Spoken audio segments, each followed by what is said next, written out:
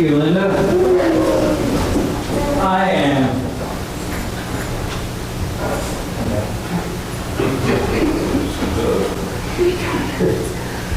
am really excited about this sermon today. It is the last sermon that I'm going to give on the story before we go into Advent, and we're just going to take a break on the story and go through the month of December celebrating Christmas. But what is really just, it's a God thing, is all I can say. We are to a point in our story that I'm going to go over and over and over and over just so that it sinks in, because it's one of the most important points in our Christian history. It's a point where we learn a little bit more about who God is and how much He loves us. And I was so absolutely astounded as I put all this stuff together that I decided that the first 2 weeks in Advent, I would write a two-part series, just kind of picking up from this, the end, so to speak, and carrying it into the birth of Christ. And the other sermons throughout Advent will just be ad hoc Christmas type things that I wrote. But it is chapter 17. It says the kingdoms fall, and if you read your chapter, you know all this. But there's some underlying things that I want to make sure, I want to make absolutely sure you understand, because this point in history is huge.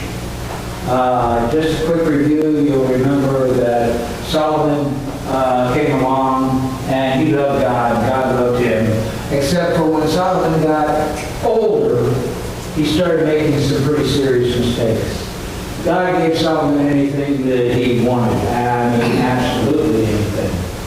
And that included like 1,000 wives.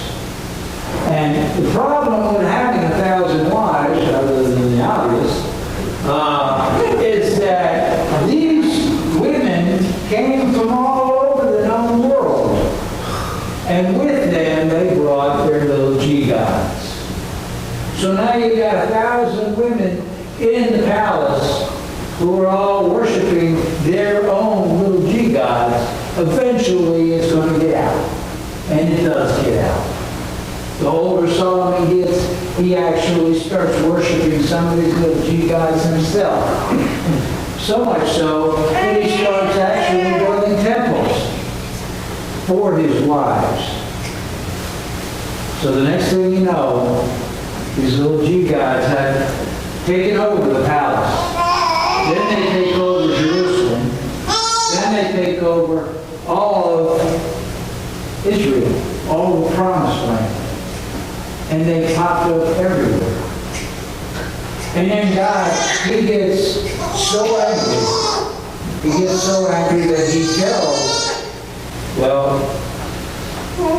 He decides He's going to split the nation in half as a punishment for what they're doing. But He doesn't want to, He still loves Solomon for all that he's done. So He doesn't want to do it, and He also respects King David. So He's not going to split the nation while Solomon's still alive. So He waits until Dumb and Dumber come along. You'll remember those two. And that's when He decides to split the kingdom. But just so that you understand how this kingdom is split, well, it's pretty much the same thing. The line, I don't know if you can see that, is just kind of like right there.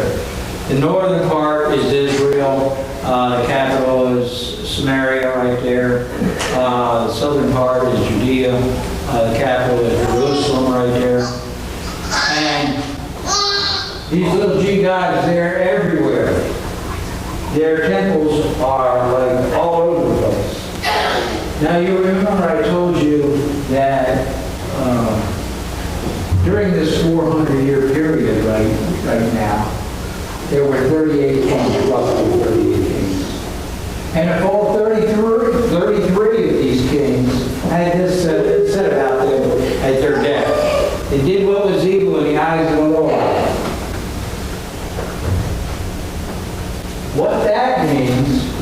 evil is these little G gods. This is what upsets God more than anything else back then. It's what he worried about more than anything else. Some of these little G gods were just absolutely despicable, according to God. Some required adult sacrifice, some required child sacrifice, some required sleeping with prostitutes. They were just Heinz 57. But they popped up everywhere, and now they're all over the promised land. Exactly what God didn't want to happen. There's a guy, a pastor by the name of Tim Keller. Tim Keller writes books, and one of the books he wrote, he put these words. He said the central principle of the Bible is the rejection of idolatry. Pay attention to those words because you're going to hear them again, or I'm going to make reference to them again. Central principle of the Bible is the rejection of idolatry. We've been talking about this since the very beginning. I've told you over and over and over again how many times God has done everything he could to curb the temptation of idols to his young nation. But at this point in history, right now, where we're at in our book, idolatry is everywhere in Israel. All over the promised land. Inundated. Because I told you there were 33 bad kings, and they were leading God's Israelite people into idolatry, God started sending prophets. We talked about this a few weeks ago. The prophets came and they told people to back away from the edge of the cliff. In other words, get rid of your little G gods. Get rid of the temples. Come back to follow me. As a matter of fact, prophet Isaiah came along and he even foretold, if you don't back away from the edge of the cliff, the kingdom will be split. And that's exactly what happened. So at this point, God is totally out of patience. And that's when he allows the king of Assyria to go lay siege to Samaria in the northern kingdom. They lay siege for 3 years until finally the king of Assyria takes over completely the northern kingdom. And when he takes over the northern kingdom, he exiles everybody that lives there up north to Assyria and all over the upper region of Assyria. Now, I also told you that even though there were 33 bad kings, there were also 5 good kings. And these kings did what was pleasing to the Lord. The king at this particular time, we talked about him last week, was Hezekiah. Hezekiah, he could see what was happening up north. He saw how angry God got. He understood. He started to be able to interpret the signs from God. And he started listening to the prophets. And he completely turned his country, Judea, completely turned the southern kingdom around. Got rid of all the little G-God temples and started getting the people back to worshiping the one and only God. Sadly, however, even a good king doesn't live forever. And it doesn't take too many kings after Hezekiah before they start right back in where they left off, doing evil in the eyes of the Lord. I want to tell you how patient God is, though. Patient. God is so patient that Hezekiah bought the southern kingdom a full 100 years of peace before God could take it anymore. And now these little G-God temples are all over the southern kingdom because of these kings. So finally God says, I'm not going to take it anymore, that's enough. So he allows King Nebuchadnezzar to come in from Babylon and lay siege to Jerusalem and all the southern kingdom. They conquered the southern kingdom, and then they exiled the southern kingdom all over Babylon and all over that part of the world. So at this point in history, understand, this is the important thing for you to understand. Because of idolatry, the promised land is empty. It's barren. There is no more Israelite nation. There is no more country. There's only the land. And everybody that used to make up Israel, everybody that made up the Israelite nation that God built, is now exiled all over the known world.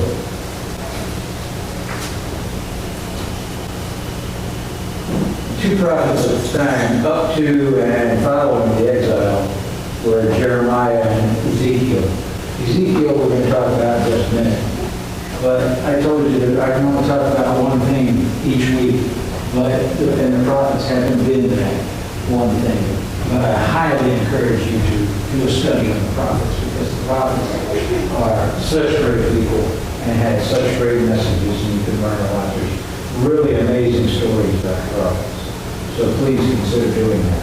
And I want to go back to talking about the little G God idols that God referred to so very much. Indeed, they were physical little statue type things that people worship just the way we worship our God today. And they had temples, just the way we have churches today.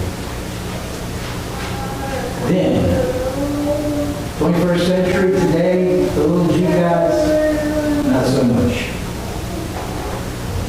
I will tell you that I hold in high regard these theologians who spend their lifetime doing these Bible translations.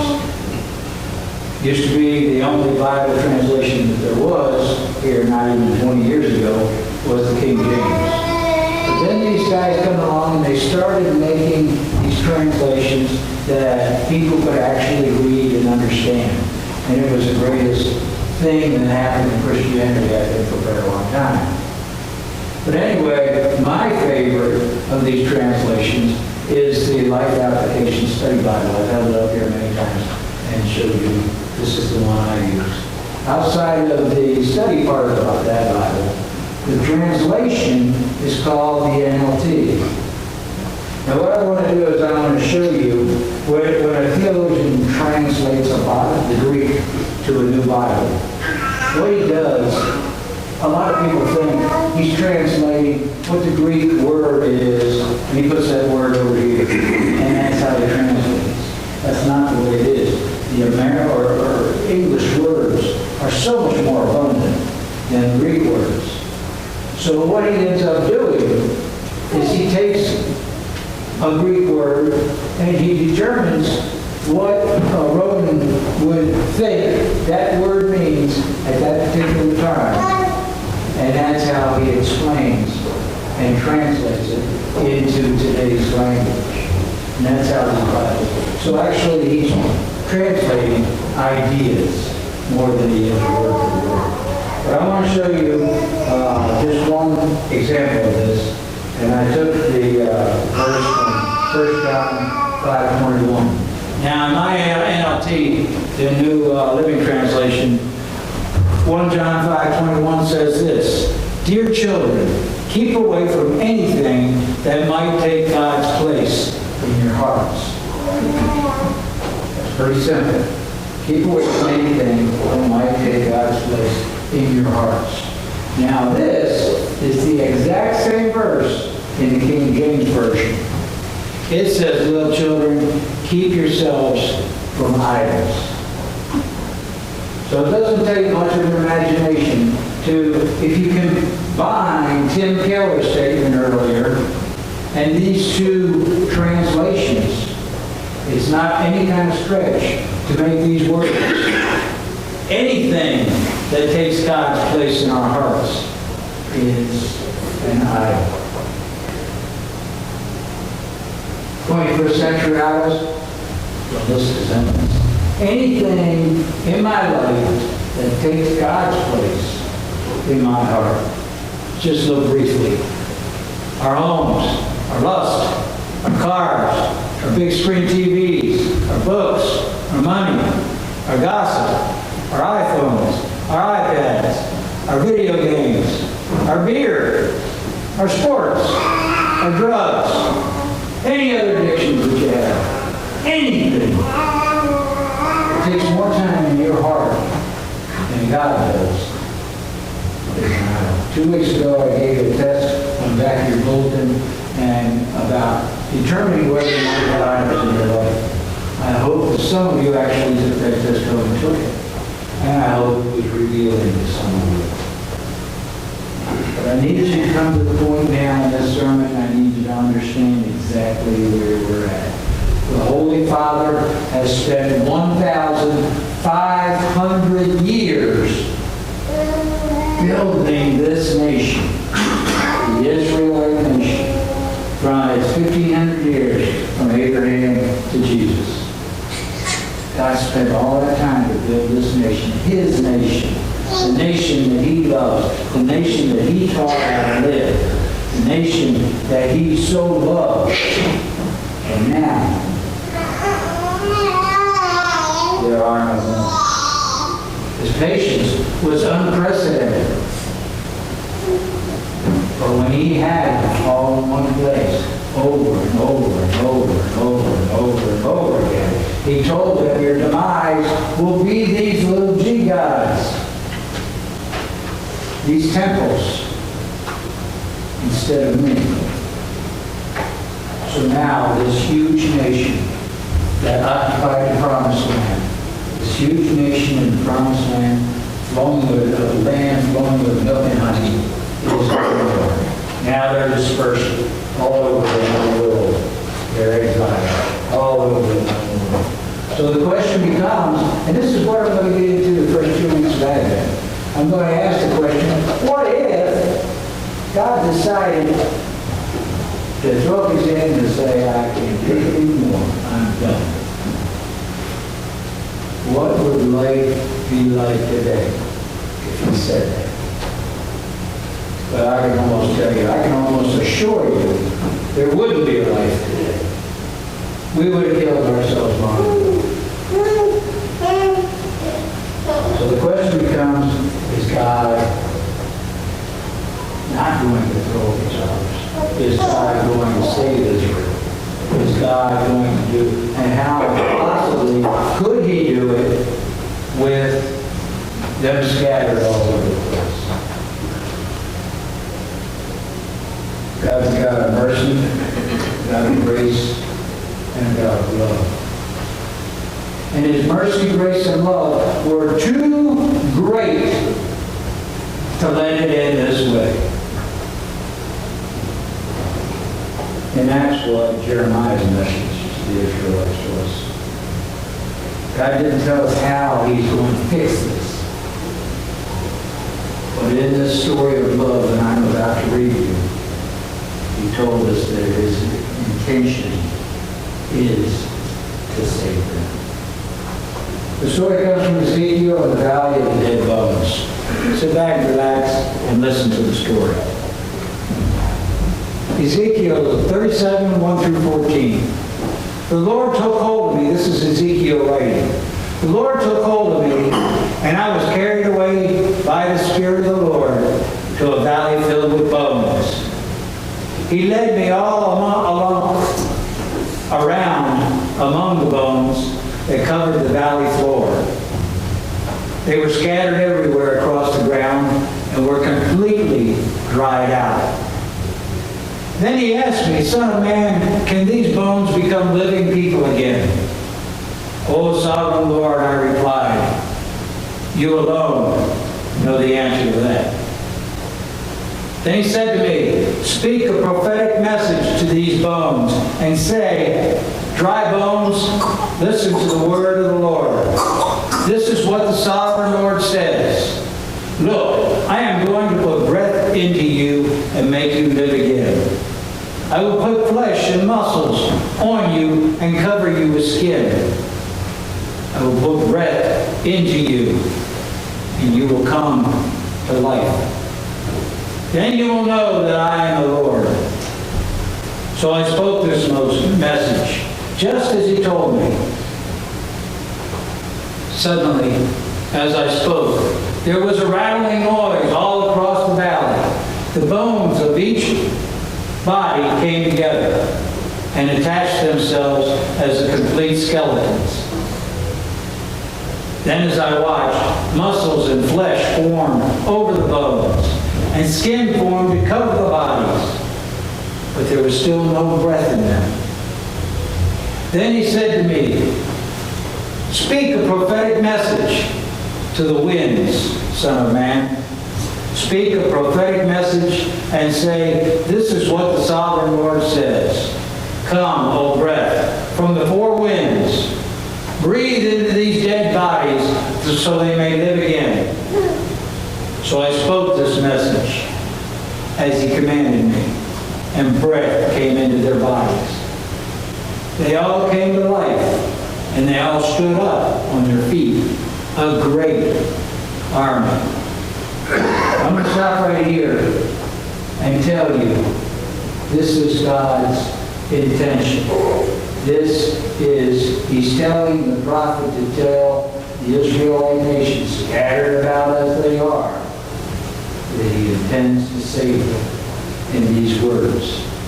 Then he said to me, "Son of man, these bones represent the people of Israel. They are saying, we have become old, dry bones. All hope is gone. Our nation is finished. Therefore prophesy to them and say, this is what the Sovereign Lord says. O my people, you will know that I am the Lord.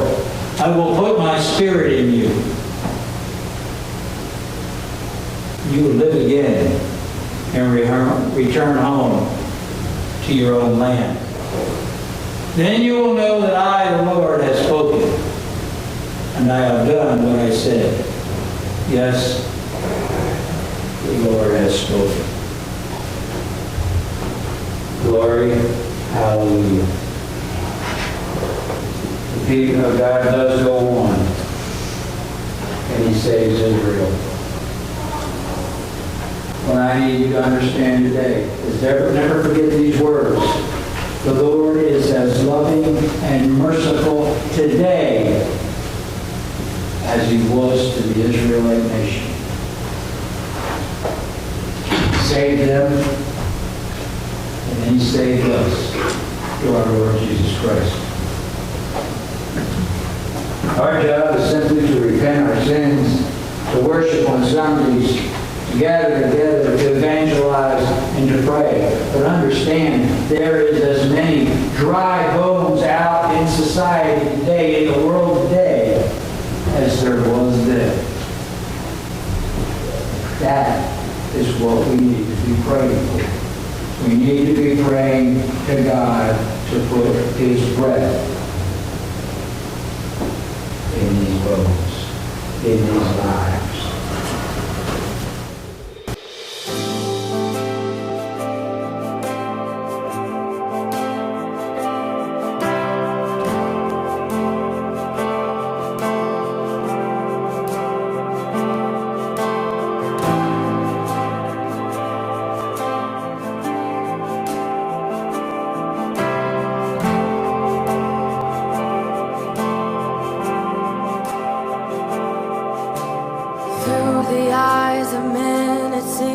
So much we have lost as we look down the road where all the prodigals have walked, and one by one the enemy has whispered lies and led them off as slaves.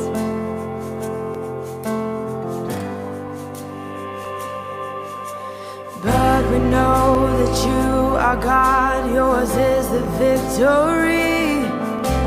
We know there is more to come that we may not yet see. So with the faith you've given us, we'll step into the valley unafraid. Yeah.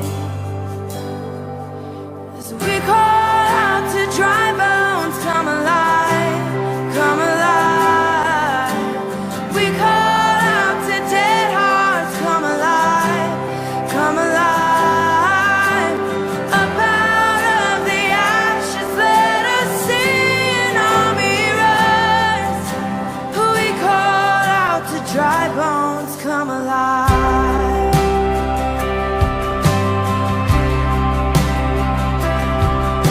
Oh God of endless mercy, God of unrelenting love, rescue every daughter, bring us back the wayward son, and by your spirit breathe upon them, show the world that you alone can save. You alone can save. As we call out to dry bones, come alive, come alive. We call out to dead hearts, come alive, come alive. Up out of the ashes, let us see an army rise. We call out to dry bones, come alive, yeah. So breathe, oh breath of God, now breathe, oh breath of God, breathe, oh breath of God, now breathe, oh breathe, oh breath of God, now breathe, oh breath of God, breathe, oh breath of God, now breathe, yeah, oh breathe, oh breath of God, now breathe, oh breath of God, breathe, oh breath of God, now breathe, yeah, oh breathe, oh breath of God, now breathe, oh breath of God, breathe, oh breath of God, now breathe. As we call out to dry bones, come alive, come alive. And we call out to dead hearts, come alive, come alive. Up out of the ashes, let us see an army rise. We call out to dry bones, come alive, yeah. We call out to dry bones, come alive, yeah. Oh, come alive,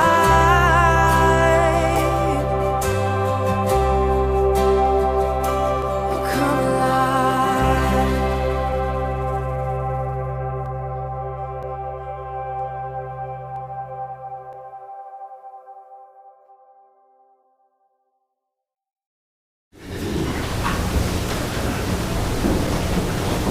Please turn your hymnals this morning for the offering of communion hymn number 50. This is my Father's Lord.